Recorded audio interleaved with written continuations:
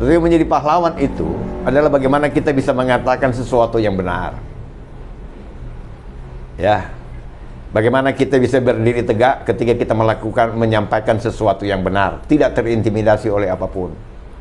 Karena dunia sekarang ini adalah dunia yang dimana kebenaran itu sangat sulit dicarikan, sangat sulit didapatkan. Alkitab mengatakan bahwa kalau kita tetap dalam firman, kita akan mengenal kebenaran, dan kebenaran itu akan memerdekakan kamu. Ya, the truth will set you free.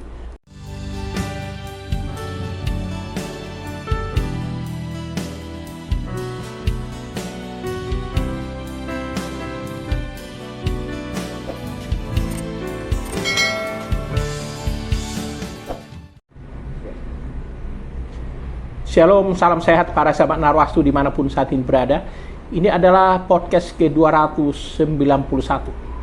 Kembali kami hadirkan di kantor ini seorang sahabat Narwastu yang juga cendekiawan asal Minahasa, yang saat ini dikenal sebagai Ketua Umum Persatuan Sarjana Kristen Indonesia atau Persaki.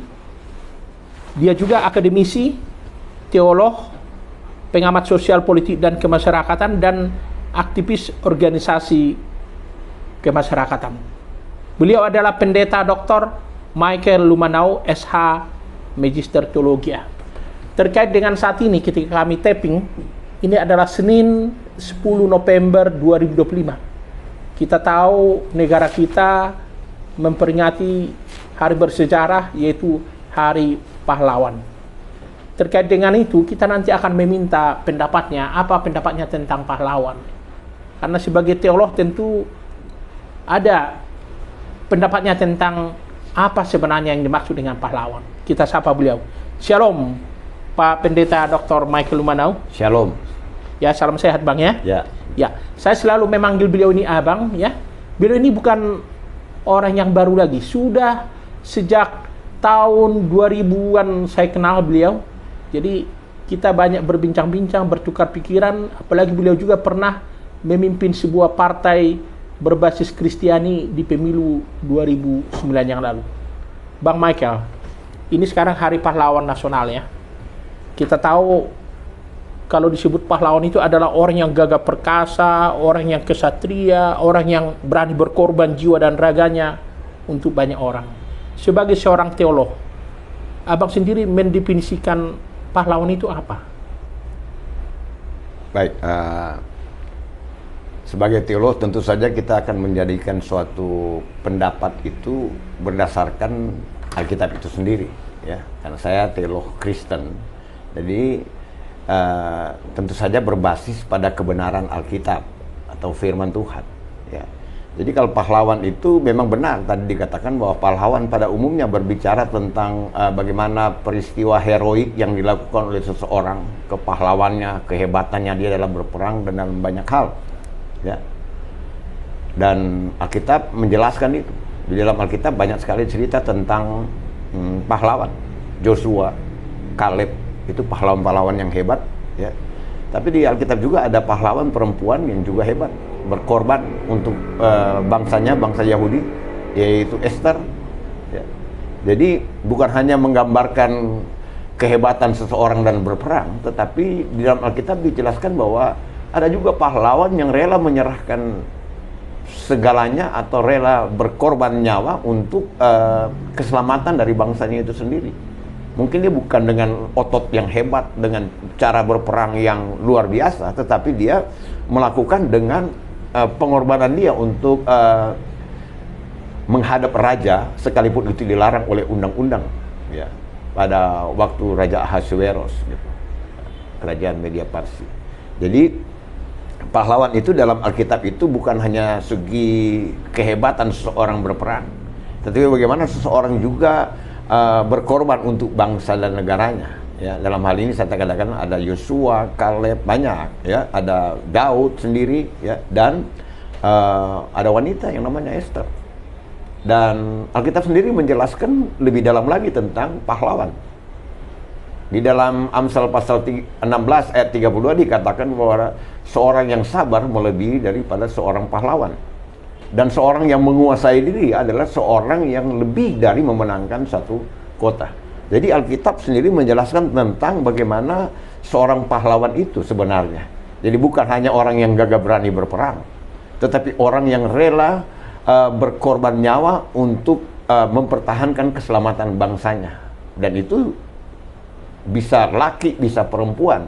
Dan lebih dalam lagi Alkitab katakan bahwa seorang pahlawan itu adalah seorang yang sabar, melebihi seorang pahlawan. Dan seorang pahlawan itu melebihi daripada seorang yang menguasai kota adalah seorang yang bisa menguasai dirinya.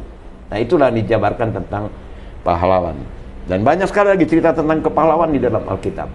Iya, kalau bicara tentang figur pahlawan di Alkitab, sebagai seorang pendeta, juga sebagai seorang akademisi dan cendekiawan, kalau abang sendiri lebih terinspirasi ke figur siapa tokoh di Alkitab itu?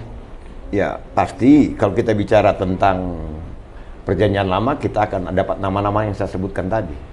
Ada Yosua, ada Kaleb, ya, ada Daud. Ya, dalam Perjanjian Baru, mungkin kita tidak akan melihat kepahlawanan yang berperang dan sebagainya. Tetapi pahlawan Injil, ya, kita bisa sebut ada 12 rasul. Pahlawan Injil ada Rasul Paulus. Jadi itu bisa disebut sebagai bagaimana Alkitab mencatat itu.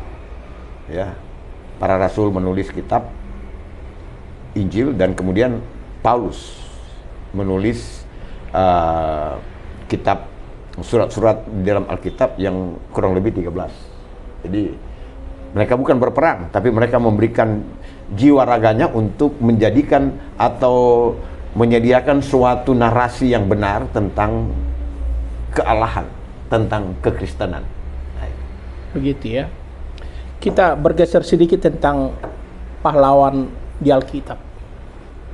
Abang tadi menyebut Daud ya, atau Raja Daud. Waktu dia mengalahkan Goliat dulu, dia disebut pahlawan.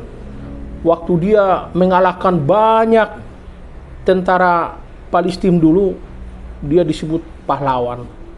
Tapi yang menarik lagi, yang ini menjadi cerita legendaris di tengah umat Kristiani ya, dia juga pernah melakukan pelanggaran HAM, ya, membunuh Uria dengan cara yang licik supaya bisa mendapatkan seorang Betseba, istri dari Uria yang cantik jelita.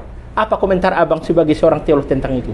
Ya, memang itulah manusia ya, ada kelebihan dan kekurangannya. Jadi setiap manusia punya sisi yang cemerlangnya, setiap manusia juga punya sisi gelapnya. Ada dark side-nya gitu dari seorang manusia. Dan itu dark side-nya Daud itu adalah bagaimana dia merencanakan pembunuhan, ya, pembunuhan terhadap Uria supaya dia bisa mendapatkan istrinya yang cantik jelita itu, dengan merekayasa semua, mengatur semuanya. Dan itu luar biasa pelanggaran ini. Tetapi dalam bicara tentang pahlawan atau bicara tentang elit ya, elit itu lebih banyak dilihat tentang bagaimana karya besarnya yang tidak dapat dipungkiri. Dan Daud ada pada Daud. Terlepas dari Daud melakukan pelanggaran yang luar biasa dan dia menerima akibatnya. Ya, anak dari perzinahan itu mati gitu. Dan bukan hanya itu, dia kemudian menjadi diusir oleh anaknya sendiri, dikudeta oleh anaknya sendiri, yaitu Absalom. Dan istri-istrinya itu diperkosa di depan rakyat.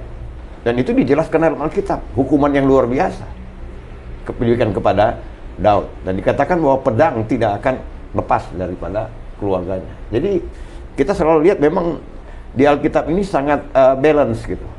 Dia menceritakan tentang kebaikan, dia menceritakan juga hal yang buruk dari seseorang. Jadi sangat objektif. Jadi Alkitab ini ditulis dengan tulisan yang sangat objektif. Kehebatan Daud ditulis, tetapi keburukan Daud juga ditulis. Begitu ya. Tapi yang menarik juga begini Bang, Raja Salomo yang kemudian menggantikan Raja Daud, itu justru lahir dari Betseba ya? Ya. Apa yang abang maknai dari situ? Itu juga disebut pahlawan ya, yang dianggap sebagai raja paling bijaksana, tapi disebut bijaksana tapi ada ribuan juga selir dan istrinya. Ya, itu yang saya sampaikan tadi, bahwa dalam setiap orang punya sisi baik dan sisi buruknya. sisi baiknya dihargai, tadi boleh disebut sebagai pahlawan, sisi baiknya. Tapi sisi buruknya juga, sisi gelapnya itu juga pasti akan mendapatkan punishment, dapat hukuman. Dan itulah Tuhan kita, ya, yang benar-benar menjalankan itu, keadilan itu tanpa pandang bulu gitu. Baik orang besar, orang kecil, hukum itu sama. Ya, kalau istilah hukum itu equality before the law gitu ya. Semua orang sama di hadapan hukum. Dan itu saya pikir mungkin asas yang pertama yang dibangun dalam hukum sekarang ini. Karena Allah itu adalah Allah yang tidak memandang bulu. Begitu ya. Kita kaitkan sekarang dengan bangsa kita yang hari ini ketika kita tapping ini 10 November 2025. Ini menarik ini. Negara kita sejak dulu ya, setiap menjelang 10 November selalu menseleksi tokoh-tokoh bangsa dari berbagai daerah untuk diajukan sebagai pahlawan nasional. Apa komentar Abang soal itu? Ya, ketika berbicara tentang pahlawan-pahlawan nasional, ini kan berbicara tentang sejarah. Lebih banyak orang ditulis kemudian menjadi pahlawan, disebut sebagai pahlawan, kemudian ditulis, dicatat, diberikan gelar, itu biasanya orang sudah meninggal gitu. Ya. Jadi di sini kita lihat bahwa ini sangat berhubungan dengan apa yang disebut sejarah, ya, sejarah orang tersebut, ya, rekam jejak orang tersebut sehingga orang itu kemudian diberikan gelar pahlawan, ya. Dalam hal sejarah tentu saja kan kita harus tahu ada beberapa prinsip sejarah, ya, penulisan sejarah, ya. Prinsip pertama yaitu apa yang disebut heuristik. Proses pertama dalam penulisan sejarah. Dan kita tahu bahwa Indonesia sedang menulis ulang sejarahnya. Melalui pemerintahan Presiden Prabowo Subianto, penulisan sejarah sedang ditulis ulang. Dan kita lihat dari pengumpulan dokumen-dokumen sejarah, ini yang disebut sebagai heuristik. Ya. Kemudian yang kedua yang namanya verifikasi. Dokumen-dokumen itu kemudian mulai dikritik, pantas tidakkah dia menjadi satu sejarah, pantas tidakkah seorang menjadi pahlawan atau tidak, dilihat dari dokumen sejarah yang dimiliki atau dokumen sejarah yang ada. Diverifikasi, di sana ada kritik dan sebagainya. Ya. Yang terakhir kemudian interpretasi. Yang ketiga ini ada interpretasi. Interpretasi tentang dokumen sejarah. Interpretasi tentang seseorang yang akan diangkat menjadi pahlawan, itu interpretasi. Ini sangat berhubungan dengan apa yang disebut objektif dan subjektif. Objektif seseorang dalam menulis, ya, atau apakah dia subjektif, ya. Yang terakhir dalam prinsip penulisan sejarah itu yaitu historiografinya sendiri, sejarah itu sendiri yang dibuat. Nah sekarang ini kan kita melihat ada sejarah tokoh-tokoh yang akan diangkat, ya, bahkan diberikan gelar sejarah, diberikan gelar pahlawan, diberikan gelar pahlawan setiap hari pahlawan. Nah itu tentu saja bergantung kepada penulisan sejarah itu sendiri. Dan dalam konteks suatu bangsa itu, penulisan sejarah secara resmi itu, kewenangan itu ada pada pemerintah. Jadi dapat kita katakan bahwa objektivitas dari suatu penulisan sejarah atau seseorang mendapatkan gelar kehormatan sebagai pahlawan itu bergantung daripada objektivitas atau dari pemerintah sendiri. Ya. Kalau pemerintah melihat ini objektif, dia buat gitu. Atau dengan kata lain bisa juga kita balik bahwa penulisan sejarah itu berhubungan dengan subjektivitas dari pemerintah juga. Artinya dimulai oleh pemerintah karena dia punya kewenangan. Jangankan tulisan sejarah, semua keputusan politik suatu bangsa itu secara resmi itu dimiliki oleh pemerintah. Nah itulah hukum, karena hukum dipegang oleh yang berwenang, yaitu pemerintah sendiri. Ya, terkait dengan itu Bang Michael, dalam beberapa waktu terakhir ini kan ada pro dan kontra itu tentang Presiden RI kedua Soeharto sebagai pahlawan nasional. Tapi pada hari ini ternyata beliau sudah dinobatkan sebagai pahlawan nasional. dengan segala pro dan kontra. Boleh abang komentar soal itu? Ya, seperti dikatakan tadi, ini ada pada prinsip penulisan sejarah tadi yang namanya mulai di verifikasi dokumen. Verifikasi dokumen sejarah tentang Soeharto. Prosesnya berlangsung di DPR kemarin. Ya. Di mana disampaikan bahwa ada tujuh fraksi yang setuju. Satu fraksi saja yang tidak setuju. Dan itu disampaikan oleh Ibu Titi ya, putrinya Pak Harto. Ya, jadi itu artinya bahwa dalam proses pemerintahan di Indonesia ini kan ada legislatif, eksekutif, dan yudikatif. Dan legislatif itu adalah tempat di mana semua hal yang berhubungan negara itu diolah di sana dan diputuskan, karena sebagai legislatif dia yang memutuskan semua keputusan di negara ini. Tentu saja kecuali yang menjadi hak prerogatif dari presiden, ya, seperti Kepres dan sebagainya. Ya. Nah, jadi terjadilah proses verifikasi di DPR. Proses berikutnya kemudian adalah interpretasi.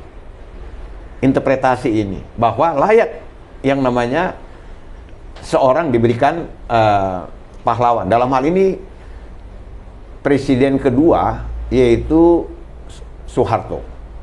Ya. Proses ketiga yaitu interpretasi. Jadi DPR menginterpretasi bahwa Soeharto layak mendapatkan gelar pahlawan nasional. Dan kalau dilihat dari tadi saya katakan bahwa ada rekam jejak. Dalam rekam jejak semua itu selalu ada yang sisi baiknya dan sisi buruknya. Orang boleh mencatat, mengingat peristiwa 98. Peristiwa sebelum 1-2 tahun sebelum 98 itu kemudian lengsernya Soeharto. Orang bisa melihat sisi gelapnya seperti itu. Tetapi orang juga tidak boleh menafikan sisi baiknya Soeharto. Ketika Indonesia boleh dianggap bangkrut, terperosok menjadi negara yang dibawa kemiskinan, tapi sekarang sudah mulai naik, tidak boleh dinafikan bahwa itu adalah peran Soeharto. Ketika tahun 68 diresmikan, dia diangkat secara resmi menjadi Presiden Republik Indonesia. Jadi ini yang ada plus minus pasti, dan itu derajat perdebatan yang selalu terjadi. Jadi itu suatu hal yang sangat wajar dalam proses berbangsa dan bernegara. Apalagi tadi saya katakan bahwa penulisan sejarah suatu bangsa itu bergantung daripada siapa yang memimpin suatu negara. Ketika pemimpin negara dan mayoriti itu mau setuju bahwa seseorang diberikan itu, tidak ada yang bisa lawan. Kemudian nanti dikoreksi berikutnya oleh pemerintahan berikut, ya itu urusan lain lagi gitu. Jadi menurut saya sah-sah saja gitu, ya sah-sah saja. Walaupun saya menikmati pemerintahan dari Soekarno, Soeharto sampai pada presiden sekarang gitu. Jadi itu yang saya lihat bahwa secara objektif ya wajar gitu. Karena bayangkan 32 tahun dia memimpin bangsa ini dari hal yang sangat di bawah gitu, ya, merosot sekali, dan kemudian sampai pada Indonesia menjadi suatu negara yang sedang menuju pada negara menengah, ya, negara berkembang, ya. Begitu ya. Tapi kalau abang tadi menyebut Bung Karno, Presiden RI pertama, cukup lama juga beliau itu baru kemudian dinobatkan sebagai pahlawan nasional. Abang sendiri milih itu kenapa? Karena waktu itu kan masih banyak pro dan kontra juga kan tentang figur seorang Bung Karno. Ya, memang Bung Karno itu kan lengser, bukan lengser secara normal, tetapi dia diturunkan melalui satu sidang di Majelis Permusyawaratan Rakyat sementara tahun 67. Kemudian diputuskan bahwa Soekarno lengser, ya, diberhentikan Jadi bukan lengser sesuai dengan periodik 5 tahun dan sebagainya, tetapi dia dijatuhkan, diturunkan melalui sidang Majelis Permusyawaratan Rakyat tahun 67. Baru tahun 68 kemudian Presiden Soeharto diangkat menjadi presiden. Jadi dia baru mendapatkan gelar pahlawannya itu pada tahun 2012. Pada tahun 2012 dalam pemerintahan Presiden SBY, ya, melalui Kepres yang dibuat oleh Presiden SBY, ya, tahun 2012. Jadi kurang lebih 45 tahun kemudian setelah dilengser baru kemudian sejarah ditulis ulang, ya. Dan dibuat bukan pada waktu pemerintahan justru Megawati. Bukan pada waktu pemerintahan Megawati yang 2,5 tahun, atau dia wakil presiden dari Gus Dur, ya. Tetapi justru pada pemerintahan SBY. Jadi artinya bahwa memang betul-betul ada objektivitas di sana dari seorang presiden SBY, sehingga kemudian disahkan itu. Ini yang kita bisa lihat dari sejarah 45 tahun. Kemudian dia baru menjadi pahlawan nasional melalui Kepres yang dibuat oleh Presiden SBY. Yang kita tahu kalau pada waktu itu ya mohon maaf bahwa waktu itu Presiden SBY dan mantan Presiden Megawati tidak harmonis lah, kira-kira begitu. Tidak harmonis hubungannya. Tetapi justru pada waktu Presiden SBY itu kemudian Presiden Soekarno itu, presiden pertama itu diangkat menjadi pahlawan nasional, yaitu tahun 2012. Ya, Kepres yang dibuat oleh Presiden SBY yaitu Kepres nomor 83 tahun 2012. Begitu ya. Bicara tentang pahlawan nasional, ya, dari tokoh-tokoh Kristen juga kan ada beberapa juga jadi tokoh atau dinobatkan sebagai pahlawan nasional.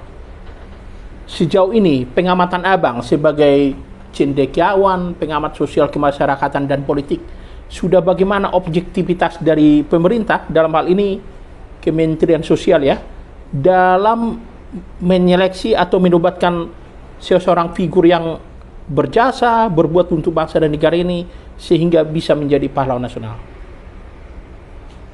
Ya, kalau kita lihat agak sulit gitu ya untuk kalau lihat dari sisi kekristenan, ya, dari sisi kekristenan.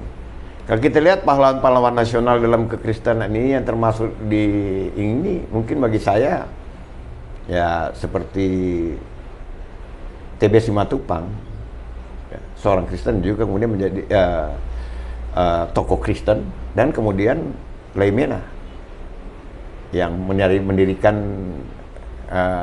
GAMKI gitu ya. GMKI ya. Jadi kita lihat bahwa dua tokoh ini yang kebetulan memang mereka juga sebagai tokoh nasional dalam hal ini pemerintahan. Karena di Indonesia ini agak sulit gitu membuat tokoh, karena kekristenan ini kan ada Protestan, ada Katolik, dan sangat berbeda penyelenggaraan. Kalau di Protestan banyak sekali, kalau Katolik mungkin ya tokoh yang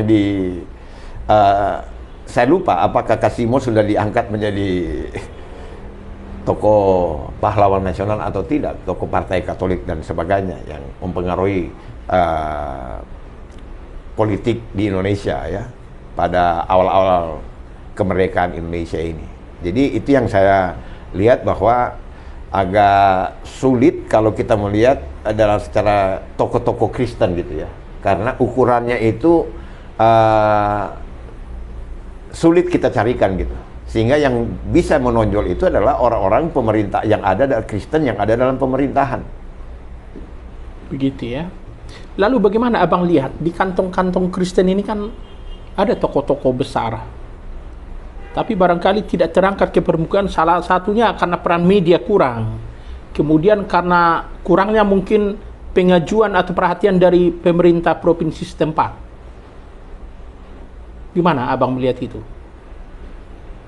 Ya memang kalau mau dilihat banyak, ya hampir setiap daerah punya kontribusi terhadap kemajuan bangsa, baik mulai dari pra proklamasi, pada proklamasi sendiri, kemudian pasca proklamasi kita akan lihat ada banyak tokoh-tokoh dan banyak sudah diinikan. Salah satu tokoh yang saya tidak tahu sudah di ini enggak, karena waktu lalu orang Sulawesi Utara sedang menaikkan A.A. Maranis, ya.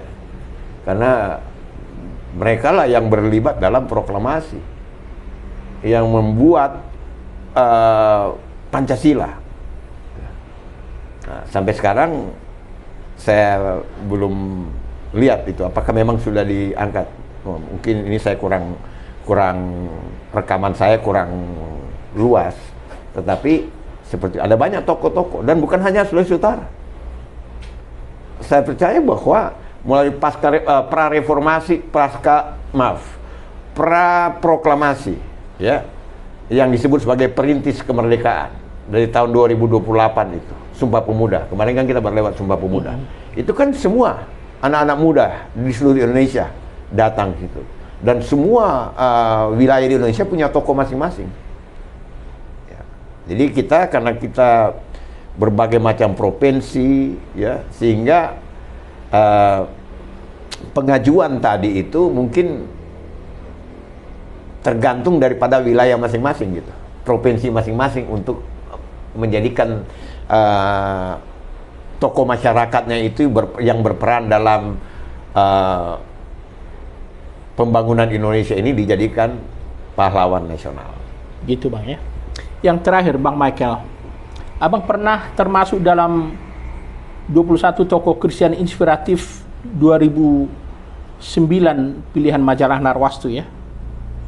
Tentu abang juga punya katakanlah idola sebagai akademisi teolog dalam melihat figur pahlawan nasional. Boleh tahu siapa pahlawan yang abang anggap bisa menginspirasi abang dan abang kagumi?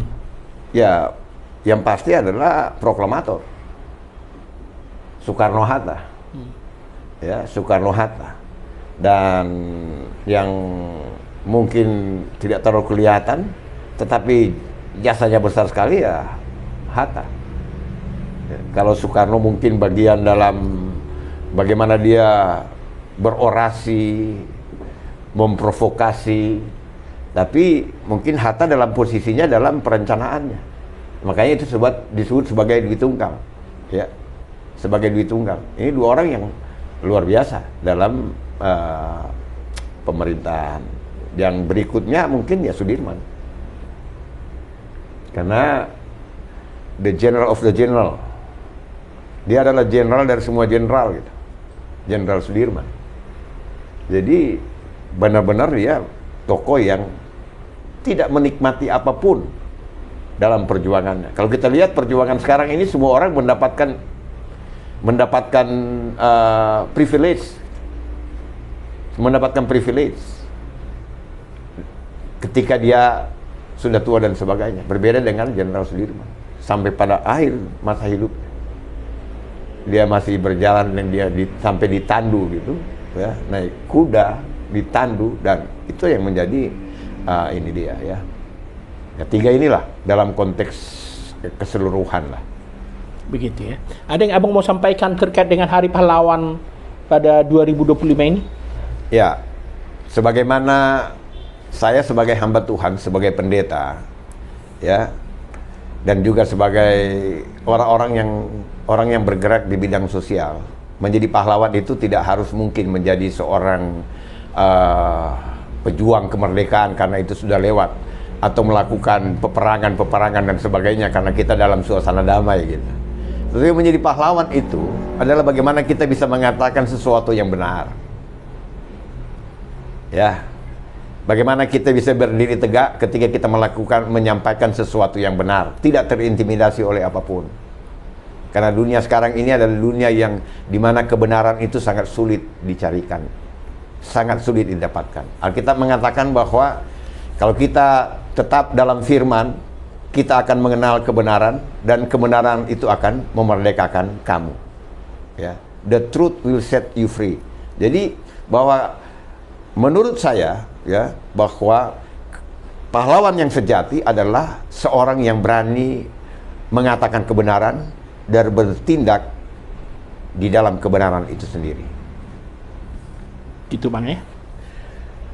Bang Michael, terima kasih ya atas perbincangan kita kali ini tentang Hari Pahlawan Nasional 2025. Dan tadi sudah disinggung juga tentang pahlawan-pahlawan dalam Alkitab. Ini saya kira cukup menarik ya. Kita menambah wawasan dan kita terinspirasi juga dengan paparan yang disampaikan tadi tentang pahlawan-pahlawan di Alkitab, juga di tengah bangsa kita. Akhirnya kami undur diri. Shalom, salam sehat, salam kasih Narwastu, salam Pancasila, dan Tuhan memberkati Indonesia.